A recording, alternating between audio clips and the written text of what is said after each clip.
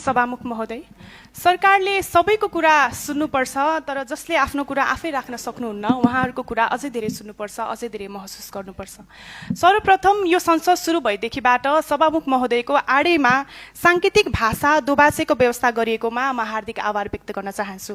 सम्माननीय सभामुख महोदय, राष्ट्रिय जनगणना 2078 अनुसार नेपालमा करिब 51,000 भन्दा बढी सुन्न नसक्ने, 51,000 भन्दा बढी सुन्नमा कठिनाई हुनुभएका र 41,000 भन्दा बढी बोलीमा अपाङ्गता भएका नागरिकहरू हुनुहुन्छ।